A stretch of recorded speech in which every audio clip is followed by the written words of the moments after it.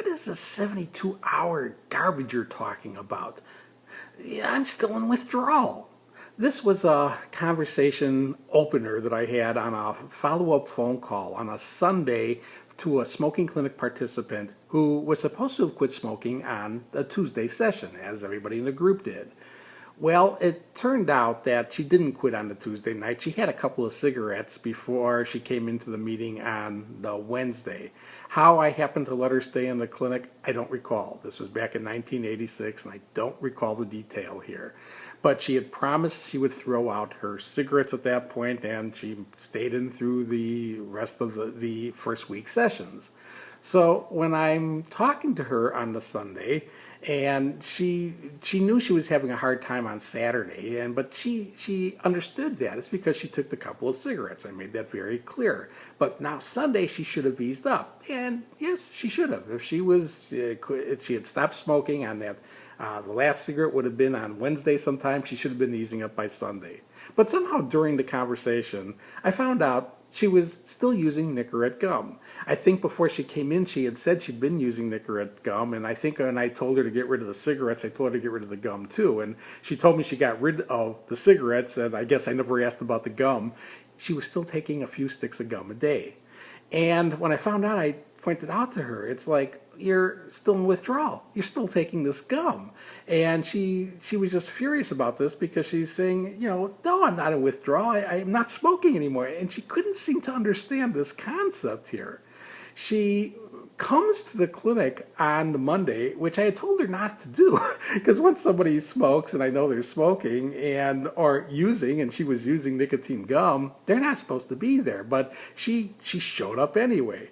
It was funny, though, because she comes into a meeting on the Monday where the whole group who were there had eased up. They were doing well. That's how the Monday sessions were. Oh, they were complaining about Monday mornings, but that's because they don't like Monday mornings, and they were writing it off to withdrawal. And it's the first thing I cover in the weekend is how, or after the weekend sessions, is how, Saturday probably was a little bit different, and Sunday was different, and Monday you were expecting everything to be fine, and you woke up Monday and you didn't want to get going, but that's Monday morning syndrome. That has nothing to do with quitting smoking. That's just Monday morning. And once the people realized that situation, they realized, no, they actually had a pretty good day. They were feeling fine. Well, this lady, though, was trying to monopolize the conversation. She was over there talking about how she's having this symptom and that symptom and trying to get other people to commiserate. And they're all looking at her like, they're not having any of this stuff. And she couldn't grasp. She couldn't grasp that the only difference between them and her, the only difference was she was still using nicotine and they weren't. She was working with the basis. She was having such a hard time. It was so hard for her. That's why she had to keep using nicotine. Oh yeah, the other people were able to be okay because, they weren't having a hard time. But if you were having a hard time, you've got to use nicotine. She couldn't grasp the concept. I had this in my early days of stop smoking clinics. In the very first clinics, I let people in who had smoked. I didn't realize the implication at that point in time. I used to believe that they would see everybody else getting better. Everybody. Except them. And they would realize, oh, that's the problem. They're totally off and I'm still using. I used to naively think that would be what would happen. But no, that's not what happened. Again, they looked at those people and said, oh yeah, it's easy for them to be off. It's easy for them not to be using nicotine. They're not having a hard time. I'm having this hard time, so I got to be using this nicotine.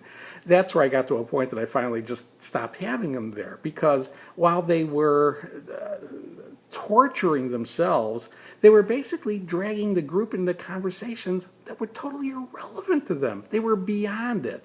Yeah, the first few days they blended in fine. Everybody was in withdrawal. But once the withdrawal is over, people are moving on. They're moving on with their lives. They're moving on with their recovery. People who are still using nicotine are not moving on in their recovery. They are basically prolonging an effort. And it's sad because it's the people who generally are having the hardest time and they're prolonging it. They're the people who in a sense, are in the worst state and they're perpetuating it and they're believing that they have to keep using because of how bad of a state they're in. When you quit smoking, understand what you're doing. You're detoxifying yourself from nicotine. That's the big trick in the beginning, getting nicotine out of your system. Then it's a matter of just learning how to do things without nicotine in your system. And that's breaking triggers.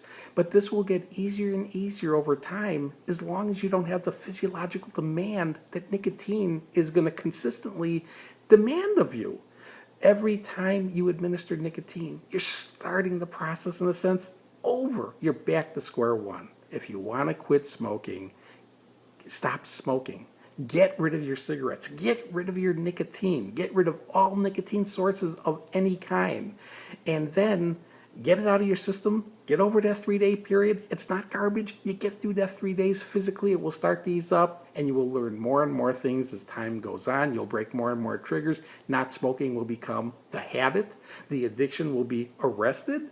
It'll still be there if you administer. It'll come and take you straight down. But as long as you don't administer it again, it'll get easier and easier and stay that way for the duration. And you'll get all the benefits of being free from the deadly consequences of smoking, but also free from the addictive grip that nicotine has.